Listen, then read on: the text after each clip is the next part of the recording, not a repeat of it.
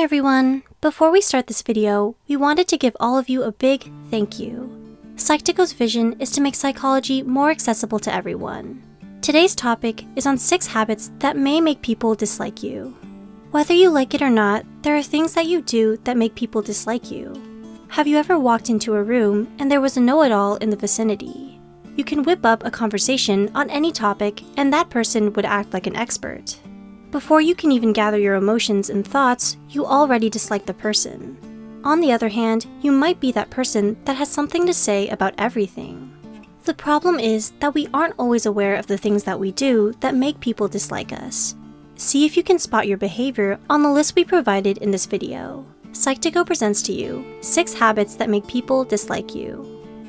1. Acting too nice. It makes perfect sense that people will like you more when you are extremely kind and nice, right? Sorry to burst your bubble, but not really. Science has proven otherwise.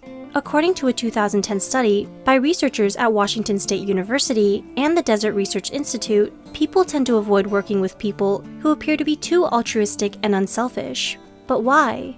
Turns out, participants in the study said that the unselfish teammate made them look bad, while others suspected they had ulterior motives. 2. Asking too many questions. When you lead a conversation, asking questions to steer the topic is good. It tells the other person that you are interested in them. You need to be careful not to ask too many though. If you don't reciprocate and also tell them about your own experiences, this can come off as an interrogation. You need to balance the conversation and spill the beans from time to time. The Journal of Experimental Social Psychology found that people start to dislike you when you are the only one asking questions. This could be in direct communication or through written communication like emails. 3. Dropping a personal bomb. Being honest is one of the most important things you can do in an interview or when you go out on a date. You want to present the best version of yourself as possible. What you don't want to do though is to disclose something extremely personal too early. This sends the message that you are inappropriate and cannot read the social signs and triggers. For example, it might be inappropriate to share your intimate details about your love life with people you just met.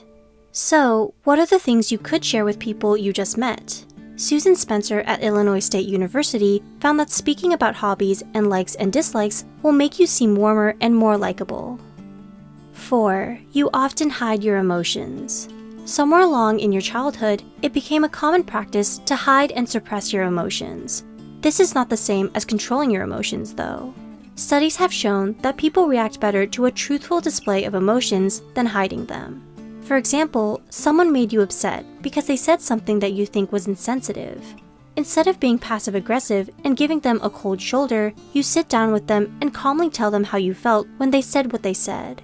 When you understand your emotions, you can express anger and sadness appropriately. Don't keep your emotions inside. It is bound to burst out into the open. 5. Acting like you don't like someone.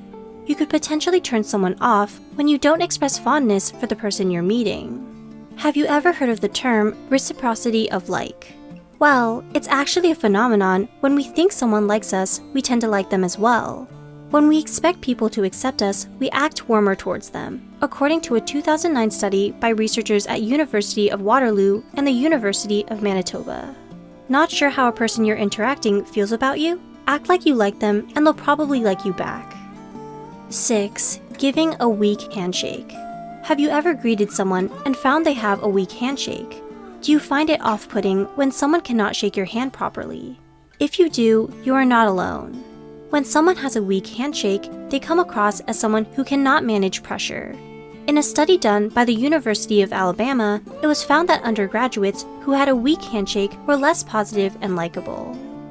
There are bound to be things that you do that will put people off. None of us are perfect, and we can't please everyone. However, that doesn't mean you can't try and change the way you do things. If you identify with any of the points mentioned, ask yourself these questions. Why do I do the things I do? What beliefs do I have that is causing these behaviors? These questions are the first step to understanding yourself more and altering your beliefs and behavior that do not serve you. What do you think about this list? Share with us in the comments below. Subscribe to Psych2Go for more psychology content. Don't forget to like and share this video with someone who can benefit from it.